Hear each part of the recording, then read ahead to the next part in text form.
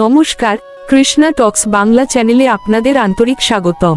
আজকের ভাবনা, তোমার ভালোবাসাই আমার এত শক্তি।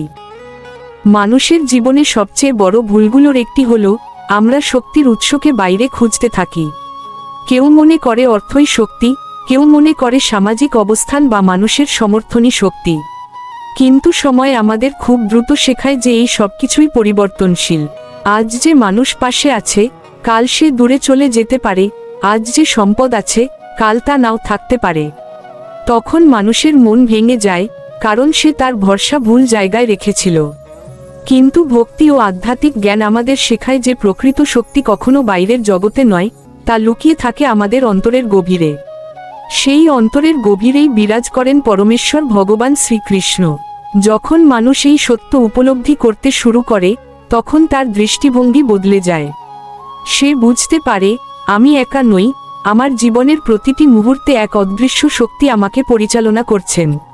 তখন জীবনের সমস্যাগুলো আগের মতো ভয়ঙ্কর মনে হয় না, বরং মানুষ প্রতিটি বাধাকে একটি নতুন শিক্ষা হিসেবে গ্রহণ করতে শেখে। এই উপলব্ধি মানুষকে ধীরে ধীরে ভিতর থেকে দৃঢ় করে তোলে।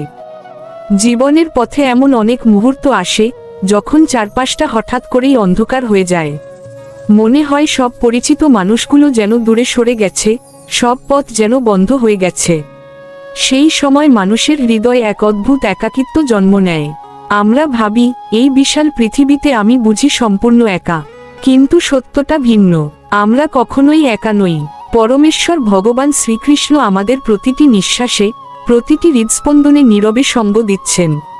আমরা হয়তো তার উপস্থিতি সব সময় অনুভব করতে পারি না, কারণ আমাদের মন জাগতিক চিন্তা আর দুশ্চিন্তায় আচ্ছন্ন থাকে। কিন্তু তার অশেষ ভালোবাসা নিঃশব্দে আমাদের রক্ষা করে, আমাদের জীবনের কঠিন পথ পার হওয়ার শক্তি দেয়। তিনি এমন এক সাথী, যিনি কখনো দূরে যান না, কখনো ক্লান্ত হন না।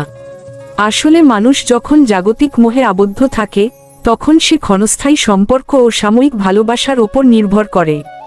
আমরা মনে করি অর্থ, সম্পদ বা পারিবারিক সম্পর্কই আমাদের জীবনের শক্তি। কিন্তু সময়ের একটুখানি ঝড় এলেই সেই নির্ভরতা অনেক সময় ভেঙে পড়ে।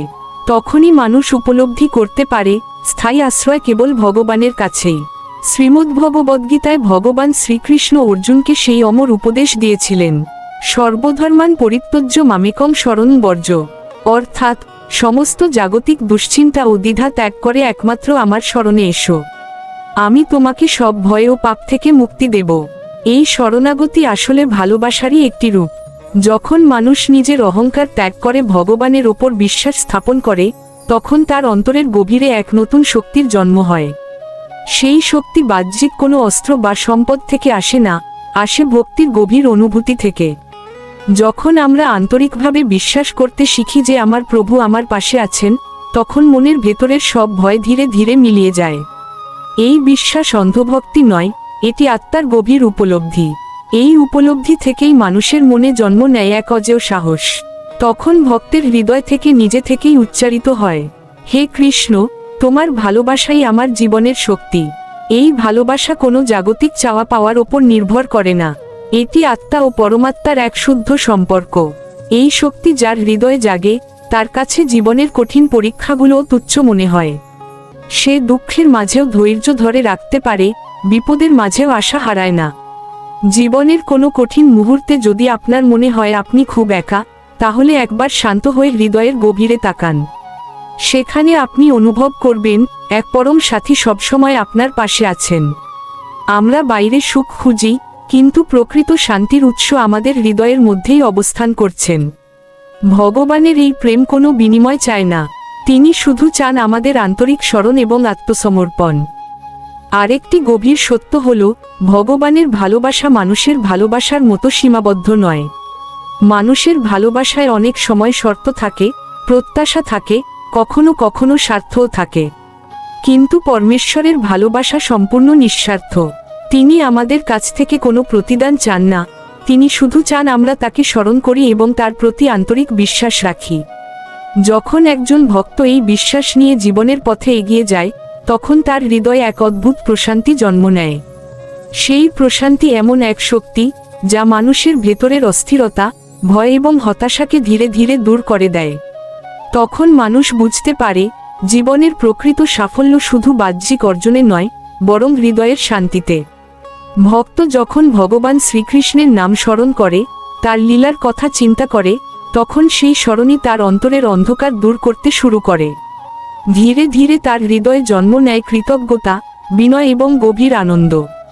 এই আনন্দই হল সেই শক্তি যা মানুষকে কঠিন সময়ও দৃঢ় থাকতে সাহায্য করে। তাই জীবনের যে কোনো পরিস্থিতিতেই একটি বিষয় মনে রাখা জরুরি, আমাদের জীবনের প্রকৃত আশ্রয় হল ভগবানের করুণা। যখন আমরা তার প্রতি বিশ্বাস রাখি, তখন জীবনের প্রতিটি অভিজ্ঞতাই একটি নতুন উপলব্ধির দরজা খুলে দেয়। সুখের সময়ে আমরা তার প্রতি কৃতজ্ঞ হই, আর দুঃখের সময়ে আমরা তার উপর আরও বেশি নির্ভর করতে শিখি। এইভাবেই মানুষের জীবনে ভক্তি ধীরে ধীরে পরিণত হয় এক গভীর আধ্যাত্মিক শক্তিতে। তখন ভক্তের হৃদয় থেকে স্বতঃস্ফূর্তভাবে উচ্চারিত হয়, হে প্রভু, তোমার ভালোবাসাই আমার জীবনের প্রকৃত সম্বল। এই বিশ্বাস নিয়ে যখন মানুষ পথ চলে, তখন পৃথিবীর কোনো ঝড়ই তাকে ভেঙে দিতে পারে না। কারণ সে জানে, তার জীবনের পথপ্রদর্শক স্বয়ং পরমেশ্বর ভগবান শ্রীকৃষ্ণ।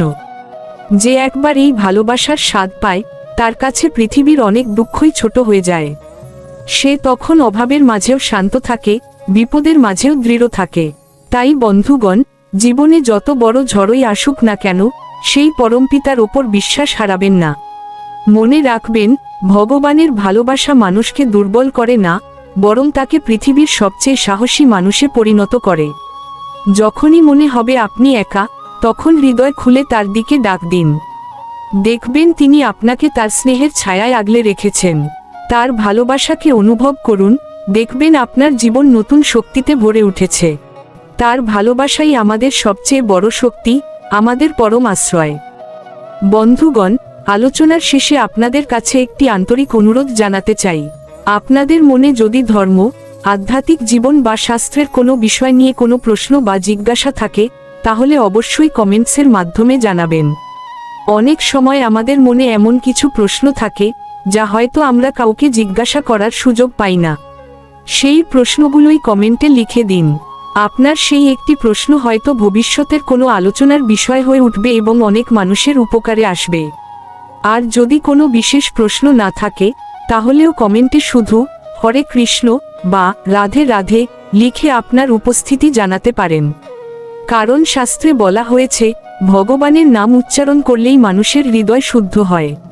শ্রীমদ্ভাগবতে বলা হয়েছে, ভগবানের নাম স্মরণ ও কীর্তন মানুষের পাপ দূর করে এবং অন্তরে পবিত্রতা আনে। তাই হৃদয় থেকে একবার হরে কৃষ্ণ বা রাধে রাধে বললেও বা লিখলেও তা ভক্তিরই একটি সুন্দর প্রকাশ। এতে কোনো ক্ষতি নেই, বরং আমাদের হৃদয় ভগবানের স্মরণে পবিত্র হয়ে ওঠে। তাই বন্ধুগণ, আজকের আলোচনার শেষে আপনারা কমেন্টে আপনাদের ভাবনা জানাবেন। প্রশ্ন থাকলে প্রশ্ন লিখবেন, আর না থাকলে ভালোবাসা দিয়ে শুধু লিখে দেবেন হরে কৃষ্ণ বা রাধে রাধে। এই ক্ষুদ্র প্রচেষ্টা ভগবান শ্রীকৃষ্ণের চরণে নিবেদন। বিনয় নিবেদনে শ্রী মিলন দেবনাথ। হরে কৃষ্ণ।